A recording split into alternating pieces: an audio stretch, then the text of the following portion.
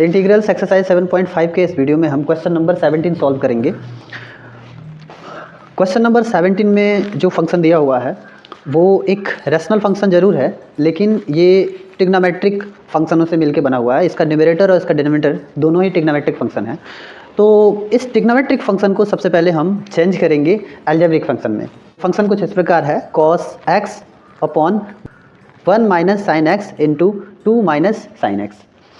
अब हम यहाँ इसको चेंज करते वक्त इस बात का विशेष ध्यान रखेंगे कि हम यहाँ जिन भी पदों को जिस वेरिएबल के रूप में रखेंगे उसका डिफरेंशियल करने के बाद इतना आ जाना चाहिए, इसके न्यूमरेटर के बराबर आ जाना चाहिए, तभी हम यहाँ सब्स्टिट्यूशन कर पाएंगे। तो इसके लिए हम लिख सकते हैं let 1 minus sine X is equal to T, ऐसा मान लेंगे। और जब ऐसा करेंगे तो क्या होगा, लिखेंगे देन तब cos x upon 1 minus sine x को t के इक्वल मान चुके हैं, तो इसके जगह पे हम रिप्लेस कर देंगे t को, मतलब t से इसको रिप्लेस कर देंगे। और अब यहाँ तो 1 माइनस साइन एक्स है नहीं, तो यहाँ हम 2 को चेंज कर सकते हैं 1 प्लस 1 में, जिसकी वजह से ये जो दिया हुआ ट्रिग्नोमेट्रिक फंक्शन है वो कन्वर्ट हो चुका है इस फॉर्म में। तो हम यहाँ 1 माइनस साइन एक्स को हम t के रूप में कन्वर्ट कर लेंगे या t से सब्स्टिट्यूट कर लेंगे, तो यहाँ हो जाएगा 1 प्लस टी। अब इसका डेनोमिनेटर एक अलजेब्रिक फंक्शन के रूप में कन्वर्ट हो गया, न्यूमरेटर तो अभी हुआ नहीं है। तो इसके लिए हम इस समीकरण के दोनों पक्षों का x के रिस्पेक्ट में डिफरेंशियल फाइंड आउट करेंगे। तो डिफरेंशियल फाइंड आउट करेंगे तो यहाँ हो जाएगा 1 का डिफरेंशियल 0, माइनस है तो माइनस, साइन का differential cos x is equal to D T by D X. अब यहाँ हम dx को इधर ट्रांसपोज कर लेंगे, तो ये हो जाएगा minus cos x into D x is equal to D T. Minus को भी हम चाहें तो इधर लिख सकते हैं, तो दोनों पक्षों में -1 से मल्टीप्लाई करा देंगे, जिससे माइनस डी टी हो जाएगा वो। तो इस डेटा और इस डेटा का हम यूज करेंगे, जिसमें हमने इसका यूज कर लिया हुआ है, इसका यूज हम जब इंटीग्रल लेंगे तो करेंगे ऐसा। तो लिखेंगे अभी यहाँ सबसे पहले हमको ये लिख लेना होगा cos x upon 1 minus sine X into 2 minus sine x. इसको इस शर्त के अनुसार ये इसके इक्वल है, ठीक है। अब हम दोनों पक्षों का इंटीग्रल लेंगे, तो दोनों पक्षों का इंटीग्रल लेंगे on taking integral of the both side, ऐसा लिख सकते हैं आप।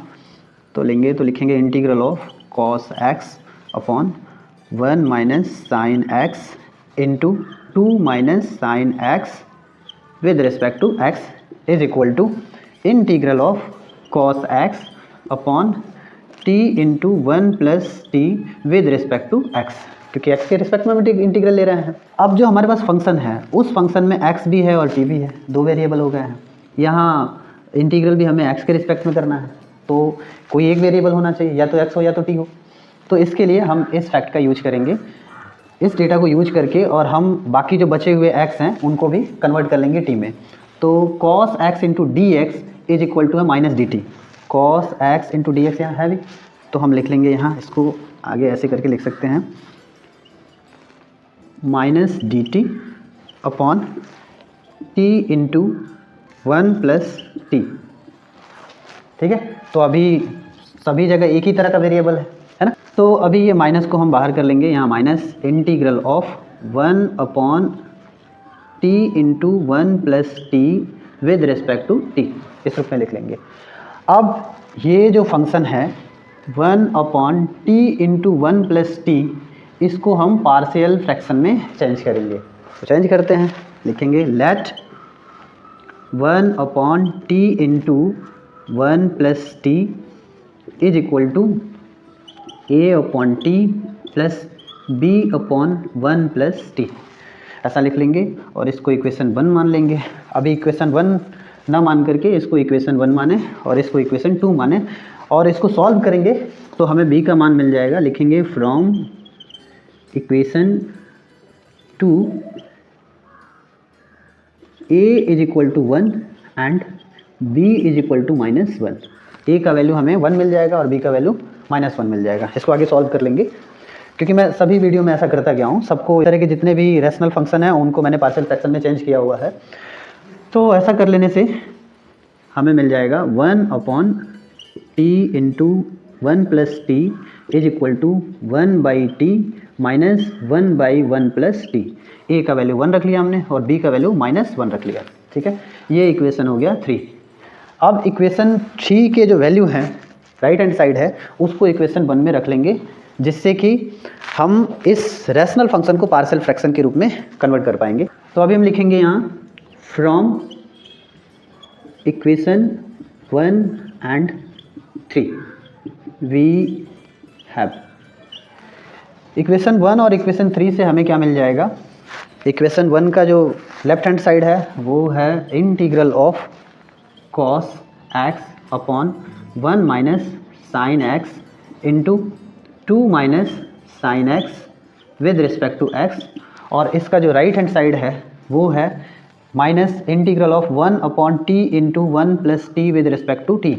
तो हम इस रैशनल फंक्शन को इक्वेशन 3 के द्वारा पार्शियल फ्रैक्शन के रूप में प्रतिस्थापित कर लेंगे, रिप्रेजेंट कर लेंगे उसको। तो लिख सकते हैं यहाँ minus integral of 1 upon t minus 1 upon 1 plus T with respect to t. हमने इसको इस रूप में लिख लिया है क्योंकि इक्वेशन 3 ऐसा कह रहा है। अब आगे इसको हम सॉल्व करेंगे तो इसका भी इंटीग्रल फाइंड आउट करेंगे और इसका भी, दोनों ही पदों का इंटीग्रल फाइंड आउट करेंगे। तो ऐसा करने से मिल जाएगा हमें लॉग टी और माइनस इसका इंटीग्रल फाइंड आउट करेंगे टी के रिस्पेक्ट में, तो यहाँ भी मिलेगा लॉग मॉड 1 प्लस टी और इंटीग्रल कांस्टेंट हम यहाँ लिख लेंगे c। अब आगे log a minus log b के रूप में है ये। इससे पहले कि log a minus log b वाला फॉर्मूला हम यहाँ अप्लाई करें, पहले माइनस से मल्टीप्लाई कर लेते हैं ताकि इस माइनस का भी झंझट खत्म हो जाएगा। और माइनस प्लस या माइनस में होगा और ये पद जो होगा वो प्लस में होगा।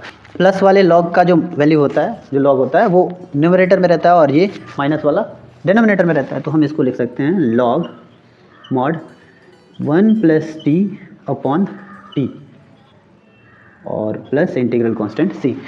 अब हमारे क्वेश्चन में तो t था नहीं, हमारे क्वेश्चन में तो cos x sin x था, ये t आ चुका है। तो t को फिर हम रिवर्स सब्स्टिट्यूशन करेंगे। रिवर्स सब्स्टिट्यूशन करेंगे तो t का वैल्यू होगा 1 माइनस साइन x। तो जहाँ जहाँ t है वहाँ 1 माइनस साइन x लिख लेंगे। तो ऐसा लिखने से क्या होगा, आप यहाँ चाहें तो रेफरेंस दे सकते हैं कि चूँकि because t is equal to 1 minus sine x है, ऐसा रेफरेंस जब भी देना होगा तो ऐसा लिख लेंगे।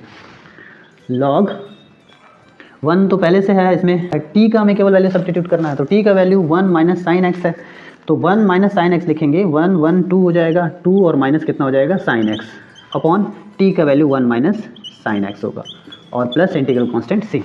तो ये इंटीग्रल वैल्यू हो गया log mod 2 minus sine x whole upon 1 minus sine x plus integral constant c। तो ये वैल्यू हुआ दिए गए रैशनल फंक्शन का इंटीग्रल वैल्यू x के रिस्पेक्ट में। हो गया।